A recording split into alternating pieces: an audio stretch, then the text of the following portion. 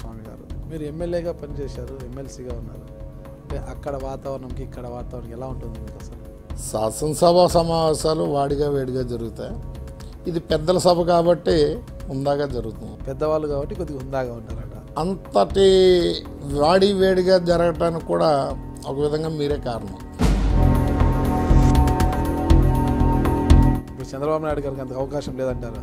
NT Ramarao, Rajasekhara Reddy లాంటి నాయకులు చెప్పిన మాట ప్రకారం ఇచ్చిన వాగ్దానాలను సంపూర్ణంగా అమలు చేసిన పరిస్థితిలోనే ప్రజలు వాళ్ళని ఆదరించలేదు. అటువంటిది నోరు తిరగని, గుర్తు తెచ్చుకోలేని, మరలా చెప్పమంటే చెప్పలేని హామీలు ఇచ్చేసిన చంద్రబాబు నాయుడు గారిని ప్రజలు ఎందుకు ఆదరిస్తారు?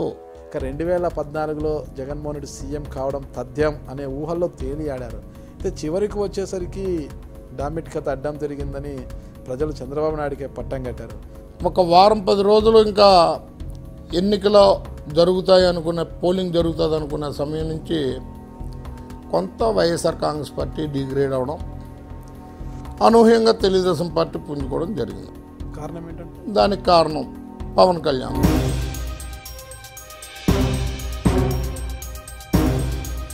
పిఆర్పి పార్టీ రావడం వల్లనే టీడీపీ ఓడిపోయిందని అప్పుడు అంటారా, లేకపోతే పిఆర్పి పార్టీ రావడం వల్లనే రాజశేఖర రెడ్డి గెలిచారంటారా? చిరంజీవి గారి పార్టీ పెట్టక ముందు సినీ రంగంలో వ్యతిరేకత ఉంది కాబట్టి బాలకృష్ణకి, చిరంజీవి అభిమానులందరూ కూడా ఏ చిట్ల కలెక్షన్ తగ్గినా మీ చిట్స్కి మాత్రం కలెక్షన్ తగ్గవు. ఎంతటి మొండి బకాయినైనా వసూలు చేయడంలో వీరభద్ర స్వామి గారికి తెలిసిన విద్య అంటారు. పేదవాడు వచ్చినా ధనికుడు వచ్చినా ఒకేలాంటి ట్రీట్మెంట్ ఉంటుంది. ఏటీఎం ఎనీ టైం మనీ ఎలాగో ఏటీఎస్ ఎనీ టైం సర్వీస్ అనేది నాకున్న పేరు. మీరు రౌడీనా కదా? చిట్ ఫండ్ కలెక్షన్ రాకపోతే 10 మందిని రౌడీని పంపించడం, మనుషులు పంపించడం.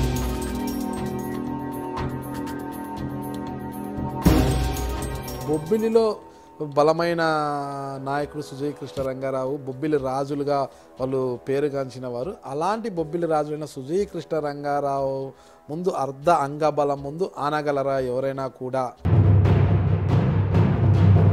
ఎందుకు మీకు భయం లేదా? అంటే నాకు ఎవరన్నా భయం లేదా? దేవుడు తప్ప. కొత్తపల్లి గీత గారు పవర్ రాలేదని కాదు కానీ నన్ను చాలా అవమానకరంగా, అంటే షకీలా ఫోటోలతో నన్ను చిత్రీకరించారు. ఎవరో తెలియదు. ఈ గీత అనే వ్యక్తి, ఆమె ఈ ప్రాంతం వాసు కాదు, ఈ ప్రాంతానికి పరిచయం ఉన్న వ్యక్తి కాదు.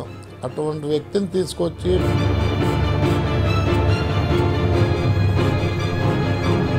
అవినీతి రహిత పాలన అందిస్తానని చెప్పాడు. అసలు ఇప్పుడు కూడా ఎవరు చేయని విధంగా పరిపాలన సాగిస్తాడు. 1100 ఒక టోల్ ఫ్రీ నంబర్ కూడా పెట్టారు. అవినీతి అనేది అధికారులు కాదు, మా పార్టీ ఎమ్మెల్యేలు, మా పార్టీ ఎంపీలు, మా పార్టీ మంత్రులు, మా పార్టీ నాయకులు లంచాలు అడిగితే నాకు టోల్ ఫ్రీగా నెంబర్ ఇవ్వమనండి. ఆయన 10 నెంబర్లు పెట్టినా కూడా ఇప్పుడు ఎంగేజ్ వస్తుంటాయి ఈ రాష్ట్రంలో. అని అంటే అంత జనం ఫోన్ చేస్తూనే ఉంటారు. గతంలో మీరు 2004 ఎన్నికల్లో కలిసి రాజశేఖర రెడ్డి గారిని చూశారు. ఆయన చాలా దగ్గరగా పనిచేశారు. రాజశేఖర రెడ్డి గారితో మంచి సన్నిహిత సంబంధమే ఉంటుంటుంది. ప్రస్తుతం ఆయన తనయుడు జగన్మోహన్ రెడ్డి దగ్గర ఉన్నారు. మీరు వైఎస్ఆర్ కాంగ్రెస్ పార్టీలో కొనసాగుతున్నారు. అంటే రాజశేఖర రెడ్డి గారికి, జగన్మోహన్ రెడ్డి గారికి పోలిక ఎలా ఉంటుంది? రాజశేఖర రెడ్డి గారు అనేక కష్టాలు అనుభవించి, అనేక ఇబ్బందులను ఎదుర్కొని సొంతంగా కష్టపడి ఆ స్థాయికి ఎదిగాడు. ఆయన చిరునవ్వుతోటి అంత దూరం నుంచే మనుషుల్ని పిలుపడి చేయడం ఒక విధమైన ఆలోచన. అయితే అతను ముఖ్యమంత్రి అవనండి రాజకీయంగా పంచి కట్టుకొని హుందాతనంగా పెద్దగాడు. కానీ జగన్మోహన్ రెడ్డి గారికి ఉన్న బ్యాడ్లో ఇదొకటే, ఎవరిని ఖాతరు చేయడట, అందరూ సారని పిలాలట. రాజశేఖర రెడ్డి గారు ఉన్నంత ఆప్యాయంగా అనుబంధంగా ఉండట. మీ మనసులో ఉండేది మనస్ఫూర్తిగా చెప్పండి. బొత్స సత్యనారాయణతో మనస్ఫూర్తిగా కలిసిపోయారా? మీరు మమ్మల్ని అలాంటివన్నీ అడిగి ఇబ్బంది పెట్టిస్తే కొద్దిగా ఇబ్బంది పడతాం. ఇప్పుడు చంద్రబాబు నాయుడు గారికి భయాల కన్నా కొడుకు భయం ఎక్కువ ఉందా అంటారు? ఉందేమో అనుకుంటున్నాను నేను. నాకైతే చూస్తుండే సోషల్ మీడియాలో గట్టా చూస్తున్నాం, నాకు అనిపిస్తుంది అది ఈ రేటు తెంగర రేటు మాట్లాడుతాడా అని. ప్రాథమిక విద్య ఎక్కడ చేశారు? నేను ఇక్కడ విజయనగరం ఇంటర్మీడియట్ పాస్ అయ్యాను. ఇంటర్మీడియట్ ఏం చదివారు? హెచ్ఈసీలండి. అందులో ఫిజిక్స్ గట్ట ఉండవంటారా?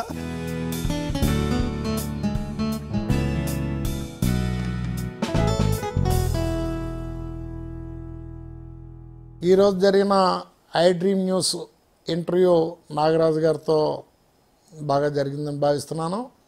త్వరలో ఈ రిలేని అందరూ చూడాలని కోరుకుంటున్న మీ Kolagatla Veerabhadraswamy, MLC, Uttarandhra YSR party convener.